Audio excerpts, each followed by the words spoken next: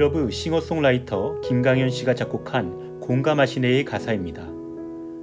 혼자서만 세상을 사는 듯이 주가 멀어 보이기만 할 때 우리는 바라보아야 하네. 우리에게 오셨던 그 주님을. 주님이 우리의 아픈 마음을 아시네. 가까이서 우리의 아픔에 공감하시네. 우리 가운데 찾아오셨던 그 주님이 우리의 모든 상황에 공감하시네. 이 곡이 쓰여지게 된 스토리가 있는데요. 이 곡을 쓴 김강현 씨가 2014년에 대학교에서 신학을 공부한다는 뜨거운 마음과 설렘으로 지내던 중에 세월호 사건이 터지게 됩니다. 이로 인해 우리나라가 굉장히 떠들썩했었죠. 그러한 상황을 바라보던 그의 신앙이 무너지기 시작했습니다. 마음이 피폐해졌고 삶이 허무해지고 그로 인해 신앙의 방황기가 찾아왔다고 해요. 그러던 중에 길을 가다가 우연히 현수막을 보는데 거기에 적힌 문구를 보고 머리를 한 대 얻어맞은 것 같은 깨달음을 느낍니다. 그 현수막에는 세월호 때 자녀를 잃은 한 부모님이 쓰신 고백이 쓰여 있었습니다. 이렇게 적혀 있었다고 해요. 내가 하나님을 믿는 이유는 그분이 나와 같이 아들을 잃어본 아픔을 아시기 때문입니다.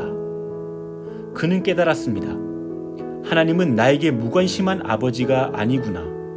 나보다 훨씬 아프셨고 훨씬 더 고통 가운데 계셔본 그분은 나의 모든 상황과 고통과 아픔에 공감하시는 분이시구나. 오늘 본문인 히브리서의 독자들도 대단히 힘들고 어두운 상황 속에 놓여 있었습니다. 그들은 유대인으로서 예수를 믿는 자들이었어요.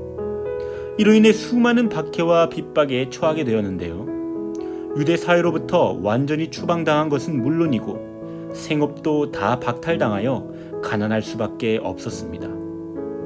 단지 예수 믿는다는 그 이유 하나만으로 그들은 절망 속에 몸부림쳐야 했던 것이죠.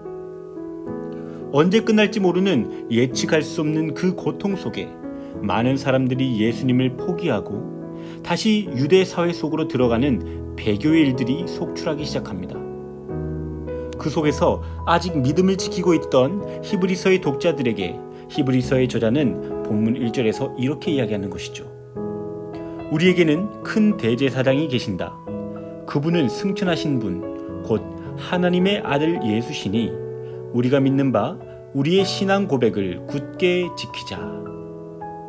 여러분, 대제사장이 어떤 일을 하는 사람인가요?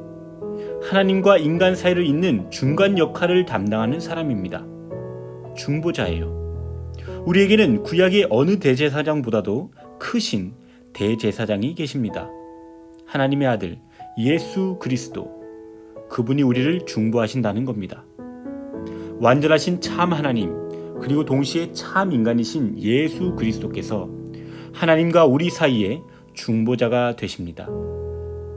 그분은 빌립보서의 표현을 빌리면 근본 하나님의 본체시나 하나님과 동등됨을 취할 것으로 여기지 아니하시고 오히려 자기를 비워 종의 형체를 가지사 사람들과 같이 되셨고 사람의 모양으로 나타나사 자기를 낮추시고 십자가에서 죽기까지 복종하신 분이십니다.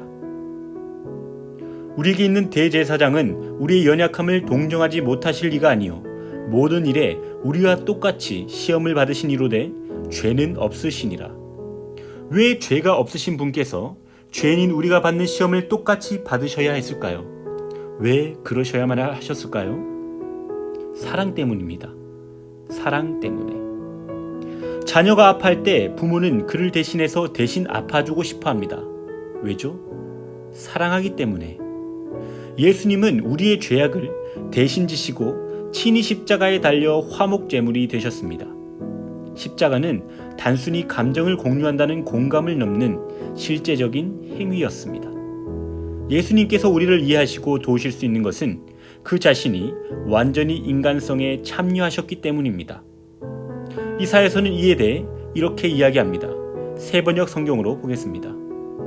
주님께서는 그들이 고난을 받을 때에 주님께서도 친히 고난을 받으셨습니다. 천사를 보내셔서 그들을 구하게 하시지 않고 주님께서 친히 그들을 구해 주셨습니다. 사랑과 긍휼로 그들을 구하여 주시고 옛적 오랜 세월 동안 그들을 지켜 들고 안아 주셨습니다. 완전하신 우리 주님은 연약한 우리처럼 되심으로 우리의 모든 고통과 아픔에 공감하시는 분이십니다. 그리고 공감을 넘어 친히 십자가에서 이를 담당하사 우리에 대한 자기의 사랑을 확증하신 분이십니다. 다니엘의 세 친구가 풀무불에 던져졌을 때 그곳에도 주님이 계셨음을 여러분 기억하시나요? 그들은 신의 아들처럼 보이는 그 한 사람의 동행하심으로 인해 구원을 경험했습니다. 그분은 바로 우리 주님이셨어요. 이처럼 우리가 뜨거운 고통의 풀무불 속에 내던져진 것 같을 그때에도 우리 주님은 그 고통의 자리 한복판에 함께 뛰어드시고 함께 고난 당하시며 내가 너와 항상 함께 하겠다고 하신 임마누엘의 약속을 언제까지나 지키시는 분임을 믿으시기 바랍니다. 세상에 나 혼자인 것 같은 그때에도 주님은 여러분과 함께 하십니다. 어디에도 말할 수 없던 그 문제를 우리 주님은 다 알고 계십니다. 이 세상 누구도 나의 아픔 모를 것 같을 그때에 날 위해 눈물 흘리며 중보하시는 주님을 바라보시기 바랍니다. 그러므로 우리는 긍휼하심을 받고 때를 따라 돕는 은혜를 얻기 위하여 은혜의 보좌 앞에 담대히 나아갈 것이니라. 주께서 늘 항상 여러분과 함께 하십니다. 때를 따라 돕는 은혜를 얻기 위하여 은혜의 보좌 앞으로 담대히 나아가세요.